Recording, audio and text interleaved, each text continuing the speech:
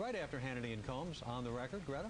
And a lot of people were surprised by the American Idol vote last night, and so Ace Young is going to give us the inside scoop. He's back. Plus, boxing great Mike Tyson is here. And we, of course, have the latest in the Duke controversy and much more. Back to you. Be sure to watch On the Record right after Hannity and Colmes. Coming up later, a California newspaper says the U.S. government is telling Mexico exactly where the Minutemen are patrolling, but Homeland Security says that's not true. And then Texas teens are accused of filming brutal beatings and selling DVDs. We'll have the shocking video coming up on Hannity and Colmes. Joining us now is our gift expert, Audrey, with some great ideas for Mother's Day. It's coming up this Sunday. Audrey, I need some serious help.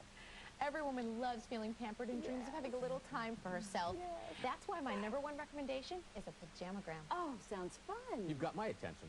Each pajamagram comes in this beautiful keepsake hat box and includes her wonderful pajamas, lavender bath tea, a do not disturb sign, and a gift card from you. It's fantastic. Look at all of these gorgeous pajamas. There are over 100 to choose from. A style for every mom, even the mom-to-be. You know what? They have great spa products, too. All the stuff that women love. Oh, I love My mom it. and my wife will love these. Oh, and my grandma. And it's easy to do. Just call their toll-free number or visit them at pajamagrams.com. You can even get guaranteed overnight delivery. You know, mom deserves a little pampering, and a pajamagram is going to make her feel really special. Mother's Day is this Sunday.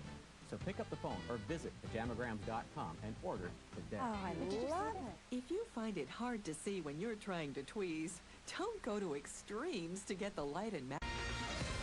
As we continue on Hannity and Colmes, we continue now with former Speaker of the House, now misguided former Speaker, the author of Winning the Future, Newt Gingrich is with us. Well, you're the one agreeing with Colmes here, so that's the first clue something's not right. Look, what's very frustrating to me, and this is so serious for me, is that I am really bothered that there's a false impression out there that George Bush, his government, is now listening to the phone conversations and looking in and monitoring what the American people are doing at home. It is, the terms are so fundamentally misdefined and false in this case, and people need to understand what happened in the 90s was far more intrusive. And it seems reasonable to me to look for patterns of phone calls that are made to Iran or phone calls that are made to an area where there is a terrorist activity. That makes sense to me. Sean, maybe I'm not communicating very well tonight.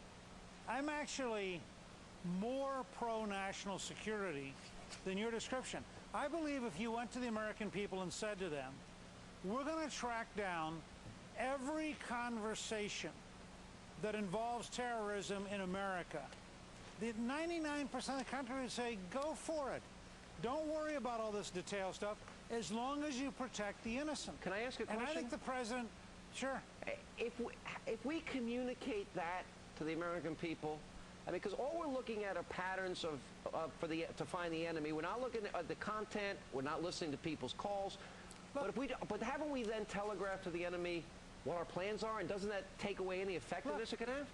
No, my point is, if you're going to be in a long war, which the president has correctly defined it as, and General Abizaid has correctly defined it as, you've got to carry the American people in a free society. They've got to be committed to the long war. In the long war, if you say to the American people, we may actually have to look at the content, but we're only looking for things like nuclear weapons, biological weapons, terrorist acts, suicide bombers. Is it okay with you if we monitor calls that use these phrases or parallels for those phrases? The American people are going to say, protect me, don't worry about my privacy rights if the choice is to lose New York. Look, this enemy is technologically advanced. They are keenly and acutely aware of the American political system. We monitor every comment that Osama bin Laden makes. His awareness of the political debate within this country is keen. So as soon as we were to say that to the American people, any effectiveness that the program would have given us is taken away because the element of surprise is taken away. So in that sense, if it's far less intrusive than the program we were using, it makes sense that we ought to be doing it. Look, I think we lose ground to the left when we play games. I think if we go to the country and say, the price of blocking a nuclear attack on New York City, the price of blocking a biological attack on America may be having a specialized agency that consciously, aggressively hunts for terrorists, are you willing to accept that even at the risk of some intrusion in your personal life? I think 90% of the American people would say, I'm not sure about that, but of course they didn't do that. But Mr. Speaker, the FISA law says the exclusive means by which they can do electronic surveillance is the FISA law. It doesn't say eavesdropping. It says electronic surveillance. That's the exclusive means. That's what the law says. Michael Hayden said that he didn't go to the FISA court. He didn't think he'd get permission. He didn't go to the U.S. Attorney General's office. He didn't think he'd get permission. So they knew they're on slippery territory here because they couldn't get the proper authorities to let them do what they wanted to do. Look, Alan, I believe the administration would be better off to go to the American people and change the law. I think the American people, if told what the cost is going to be of not having this information, wouldn't they also have to change the Constitution? About the danger. Fourth Amendment. No, it's not a question of the Constitution. In order, you need a warrant. Constitution. Look, Abraham Lincoln fought a civil war in which at one point he suspended habeas corpus because it was the price of sustaining the Union. In the Second World War, we did the things we had to do to win, and a U.S. Supreme Court justice said the Constitution is not a suicide pact. You want to suspend the Bill of Rights? There are ways to write up. There are ways. I'm absolutely for the Bill of Rights. You want to suspend There are ways to define surveillance that make it quite clear that as long as you're innocent, you're protected. But if you're a terrorist, we're going to find you. The Fourth Amendment says you have to have probable cause, and you need a warrant, and there has to be probable cause. Now, I don't know how you get around that unless you change the Fourth Amendment. I suspect you can clearly define an ability to look, which then leads to probable cause that gets you a warrant in real time if you think through how to do it.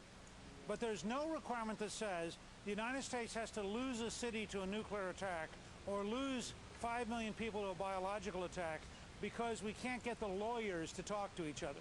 And I think most Americans would agree that there's a practical issue of national security which transcends the lawyers. The last point is the President's Article 2 power to the Constitution as Commander-in-Chief. He has to ensure the safety of this country and the American people, doesn't he, especially during war? I think if he's clear and candid about what he needs consistently for 225 years, the American people have supported the right to defend America over the right of lawyers and the ACLU to protect the civil liberties of those who are guilty. All I can say is you got to go home, meditate on the fact that you agree with Alan. Welcome to America. It is a sign that this is... I knew this was going to be a bad moment. This is not a good day for you. Anyway. Newt, when are you running for president? Oh, great. There you go. We'll talk about it later, Alan, in New Hampshire. Thank you for being with us, Mr. Speaker. Appreciate your time. Coming up later.